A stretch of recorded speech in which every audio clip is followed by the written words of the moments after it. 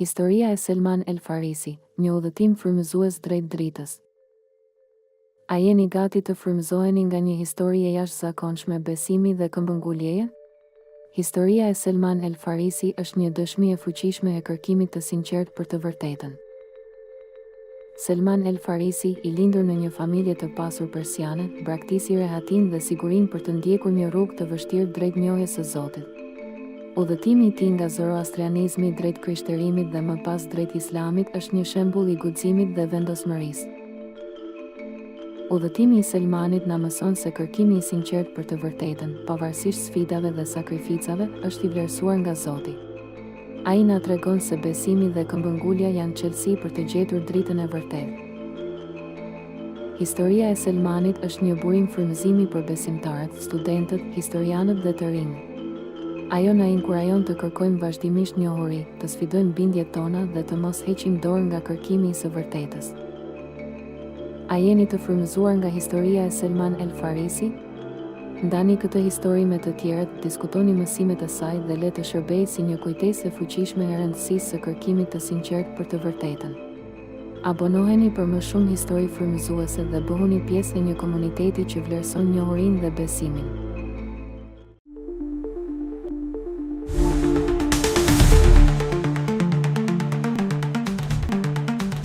Historia e shallit të ngrohtë.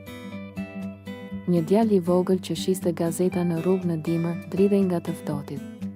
Një burr i panjohur i dha një shall dhe u largua pa thënë asnjë fjalë. Pas disa vitesh, kur djali u bë burr dhe kishte një punë të mirë, pa një djalosh tjetër në të njëjtën gjendje. Ai hoqi shallin e vet, i ia dha dhe tha: "Ky nuk është thjesht një shall. Është një kujtim i dashurisë që më ngrohu dikur." Mësimi. Mirësia kur kalon nga një zemër të tjetra, bëhet një zinxhir drite që s'duhet ndërprerë.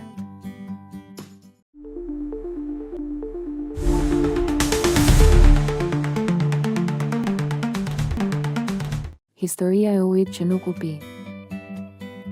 Një burr shkonte çdo ditë në një pus të thellë për të mbushur ujë. Një ditë, në vapën e verës, mbushi një enë të madhe dhe kur po ngrinte gotën për të pirë, dëgjoi një fëmijë që qante nga etja. Ai e ndali dorën dhe ia dha ujin fëmijës. Vetë u kthye në shtëpi pa pirë. Kur dikush i tha: "Po vetë pse nuk dhe asnjë pikë për vete?" Ai u përgjigj: "Nuk doja të ndjej gëzimin e ujit kur një tjetër po digjej nga etja." Mësimi. Zemrat e mëdha shohin më shumë se sa vetëm veten.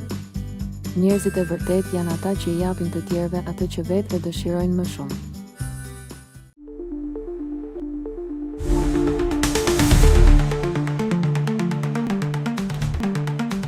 Historia e të riut që fshiu emrin e vet.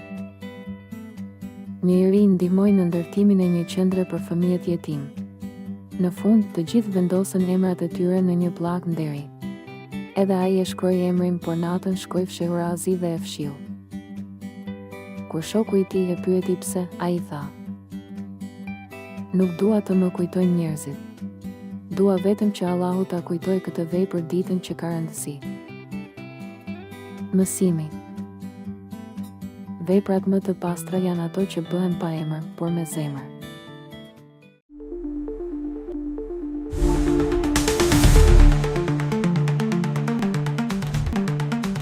Historia e tregtarit që humbi por fitoi. Një tregtar humbi mallin e tij në një zjarr. Gjithçka u dogj.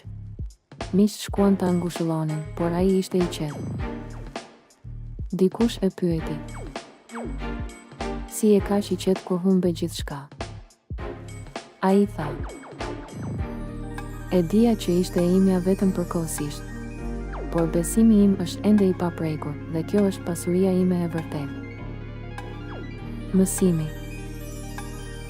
Ajo që humbet në dorë nuk ka rëndësi, nëse ajo që ke në zemër mbetet e fortë.